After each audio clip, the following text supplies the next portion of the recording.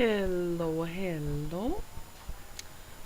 My husband just made us a delicious salad, and I ate mandarins and bananas for dessert. And if you did that, if you ate raw, vegan, fresh, all of you, you would feel the vital energy in your bodies. It's vital. Vitality. It will completely renew you, renew your cells. You don't even need fresh cell cures or DNA therapy, gene therapy, or any of these things that are coming out there on the market that cost $1 million per tablet. You can do all this by becoming a raw, fresh vegan, and your vigor will come back, your libido, all these guys out there in their 60s, they'll get their libido back for their sugar babes, and they don't need to spend all their money on DNA cures and all of this. So just eat raw, fresh vegan, baby. Richard Berman. Yeah. Never forget Richard. Always mention Richard in every one of my videos. Richard is sick. Yeah, on every level. And Richard is sugar dad. And Richard is one of those guys who always want to be in the limelight and who want to be Mr. Bad. And if you become a raw, fresh vegan, then your brain chemistry is gonna change from needing to be bad, like being dependent on society's, on the Republicans' opinions, to going more independent and to all of a sudden realizing, hey, I am alive, but so is my cat. Yeah, my cat's alive too. My cat is a person. Okay, now I understand. And then the philosophy will shift little by little in his mind, in his brain. Then he will think twice before putting an ad out to slander Peter. And then he will consider his sugar babe to be alive too. It's not just a doll. It is alive. It has a mind on its own. And it is a real person. Yeah, the sugar babe. The woman, 20-year-old woman, hanging out with big old grandfather. So yeah, and but this situation doesn't happen too much in reverse. I heard it happens too sometimes. There are some rare, bizarre cases of this, but in general, it's always sugar daddy, sugar babe girl, 20-year-old and younger. So, and you will see they are all alive. They all have a mind on their own. Some of them are students. Some of them are intellectuals. They just need the extra cash. Okay? And it is not so much fun, probably, for them in their lives. Yeah, they don't always come across somebody who is really gentle and kind and totally altruistic. I guess most rich people, they didn't become rich being altruistic, but this doesn't mean you can't become rich being altruistic. It's a huge misunderstanding. But most people think that you gotta be cunning and slick, yeah. And that's not the case at all. You know, you can become mega wealthy by being totally altruistic. Believe it or not, it's the truth. I know so for a fact. Yeah, I've seen it. Okay, and Elon Musk is the perfect example for that. Okay, he's an altruistic person. Okay, that to me is the ultimate altruist. And that's the kind of guy who is also in the flow of things. You know, he's really flowing with it, and he uses his brain and his amazing brain, and he just makes amazing things with it. He makes incredible things with it to save planet Earth and to terraform Mars. And it's all gonna happen, and he put his own money into it, almost his entire fund that he when he first had his couple of $1 billion, when he did websites on the internet, the very first ones, really successful communication websites, and then he could have retired, but he didn't. He used all of the billions of dollars that he had, and he put it back into saving planet Earth. He got new factories with new robots in it, and he is making better cars than Mercedes-Benz. Mercedes-Benz is unfortunately now they are becoming a little bit complacent lately. You know, with their reputation, they feel like they don't even need to try anymore. They don't even need to put much effort into it. My husband, he wanted to buy a Mercedes-Benz van. The doors were clapping, and it was kind of shattering, you know, like an old 80s car or something. It's like a little shattery, yeah. So then we also test drove the Dodge ProMaster van, and that was very nice, everything, except it was driving a little jerkily, kind of like a chicken. So it was just too abrupt in its movements. Not good for me at all, because I have lead foot. So now he's going to test drive the Ford van, the Ford Transit, and it looks like the Ford Transit is going to be the one we're going to get. But it seems like the Ford is trying much harder now than the Mercedes-Benz, and harder than the Dodge. So yeah, and my wish for the future is that Elon Musk will make a van with the name of Tesla, which is his company, that will exceed all of these other ones. You know, that will have a solar receptor skin on the outside of the van, on the entire outside, not just on the roof, but like the entire body skin surface of the vehicle.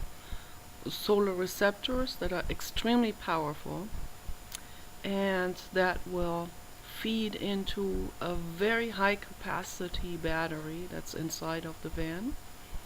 And this extreme high capacity battery will power the van and everything that is in the van that will give you electricity will have actual electric outlets in there that you can charge your computer up, your tablet, your e-reader, your phone, everything. And a van also that will be equipped with different types of vans for traveling. You know, that will be equipped with the perfect beds and perfect couches. We'll have just the bare basics for space, you know, for like a little sink or something, where you can wash your hands with, and then just a little restroom in it, maybe, or vans where you can have anything you want, like a motorhome type, RV type, or just like casual afternoon van with the TV and a couch, or where you can just rest in it, or utility van, or any kind of version, with furniture, without. But the main important thing is that it has the solar skin. The most important thing is that the van charges itself up in, like, hopefully in one day. That would be ideal, but if it takes 3 days, that's good too for people who travel when they're out there in the desert, like on BLM land, for example. That way they don't have to go to a charging station anywhere. It just charges itself up out in the desert in the sun. And then by the time you hit the road again, the van is fully charged and you can drive another 300 miles with it. So this is all, and that's what he's working on. He's already gotten very far.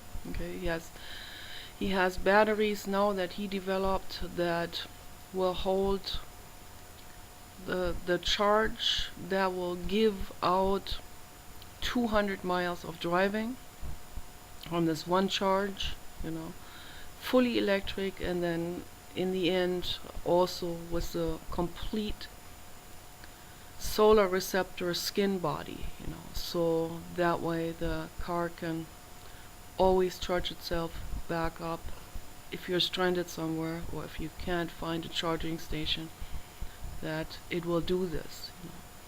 And then if you have to do non-stop driving, you can stop at any kind of supermarket and charge it up. Some supermarkets have charging stations now, and they're going to be having more and more. Of course, they're not going to be wanting to do this for free, but at least it won't cost you like a whole lot of money, where you have to weigh off whether you can keep that van or not. That's why a lot of people, they have to weigh it off, whether they can even afford to maintain a van because of the gas costs.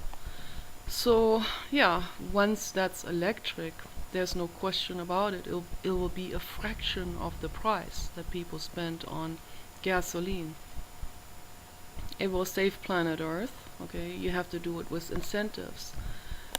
Nothing works without incentives, and Elon Musk and Hillary Clinton know that very well, and Al Gore. They know that very well, that the only way people are going, particularly those that are being swept up by Richard Berman's slander campaigns, those people that are peer pressured by the corporate right agenda through the media, they're only going to go for electric if it really, really, really saves them money down the road. Literally down the road. So I hear the word literally used indiscriminately on the internet. It seems to be the new hip word used for, like, even if it's totally out of context. So again, people need to pay more attention to their language, or the language is gonna derail, and then we're gonna end up with two separate species in the end. So the worker species and the educated species. Two different species. One is called worker, one is called educated.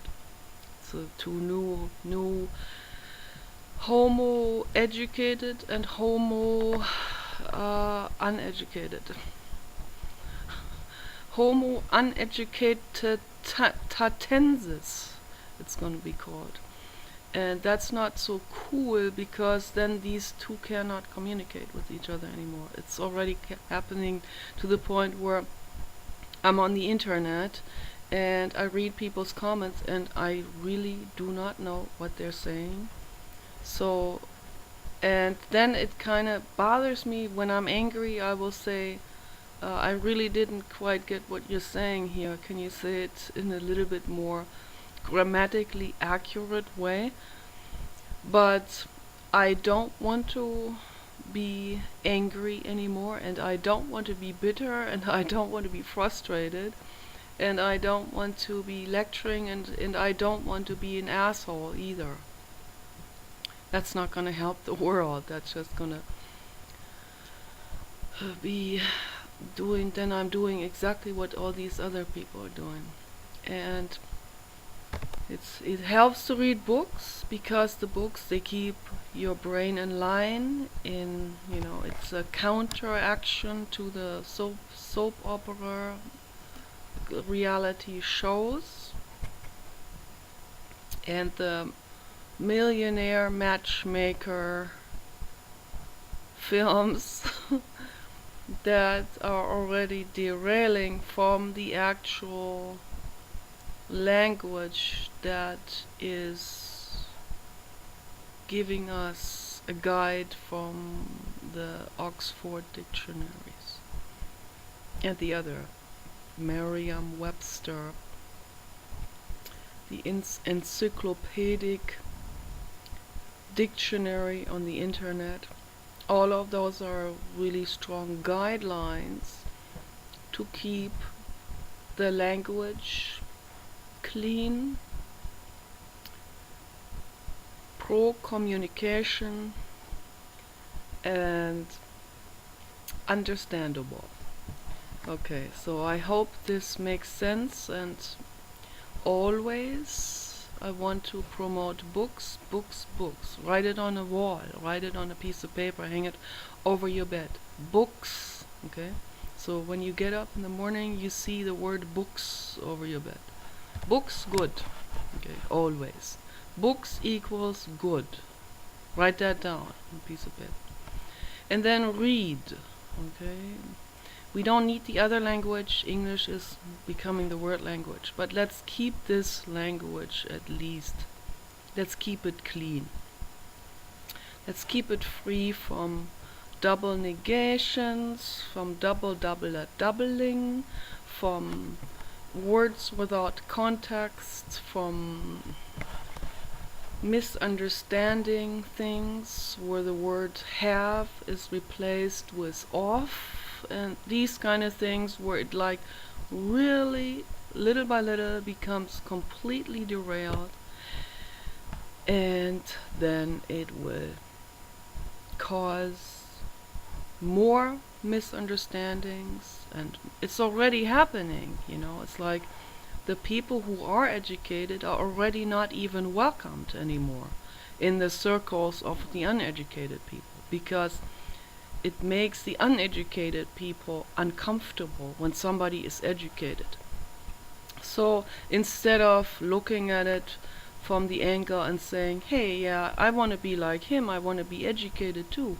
What can I do to become educated? If I don't have the money, maybe I can get a loan or student loan, or maybe I can work, or maybe I can work and then read in the evening or something like this, and work myself up so that I can go to college later. Or if I can just read books in the evening instead of, so I go into a store and buy books instead of really, really shitty Hollywood brainwash films, then that would help. Or just get an e-reader and download books. There's plenty of books that are free, that are the old classics, for example, that people are missing out on really big time. Many people don't even know who William Shakespeare is, actually. To me, this is a pretty dangerous development that I see. So they know who Britney Spears is, and they know who Rihanna is, and they know who, what's that girl, the ass tweaker girl, forgot the name. But, it's like, they don't know who William Shakespeare is, or Goethe, or Friedrich Nietzsche, or Schopenhauer. This is not good, man. Yeah, think about this. This is not a good development at all. So read books, it helps, it cultivates your language, it strengthens the language, and it makes people come back together instead of drifting apart. The worker in one direction and more away from knowledge, where the brain shrinks. Actually, they have done statistics on this. They have seen that in the worker society, the brain has shrunken already from 100 years ago. So, yeah, and the intellectuals, their brains are gonna get bigger, obviously. So, all of this all of this adds in healing, If we want to heal, we need to first be willing to look at the issue without taking offense, okay? And particularly not taking offense if somebody is smarter, better, or stronger, or whatever. That doesn't bring us any further, okay? To take offense and then even deny it, and then even get into the state where they have to create their own society so that their egos can keep their heads up. That isn't going anywhere. That's just self-deception. So cultivate yourself, eat healthy, eat vegan, read books, become more intelligent, expand your brain, your horizon, make your neurons grow, reorder your neuronal connection, scramble up the old ones, scramble up the ones that don't work, create new structures, new understanding of things, begin to question things. It starts by questioning yourself, even if it hurts the ego. Yeah, get into that habit of questioning yourself, not putting yourself down, okay, not hating yourself. What you're really doing is, when you put other people down, you're hating yourself. That's what a lot of people don't understand, and they do it because they hate themselves. So no, you need to love yourself, and you need to respect yourself, and you need to respect others, and then you're moving ahead. That's healing. Then the whole planet can be healed if we do this, if we go within, if we detect the problems and say, okay, here's the problem, I need to work on this, so what can I do? I will take any kind of advice, I will follow the advice, and I will test it out and see if this is actually working, and if I can verify that what she or he has said. And then we move from there, okay? And then we will move ahead. It's beautiful outside right now. The way the sun is shining into the window and into the plants. We have a little avocado tree that grew by itself, and it's getting bigger and bigger. And the birds are out there, and oh my God, he's always excited. Read books, eat vegan, go for hikes, and expand your horizon. And heal. Bliss and peace.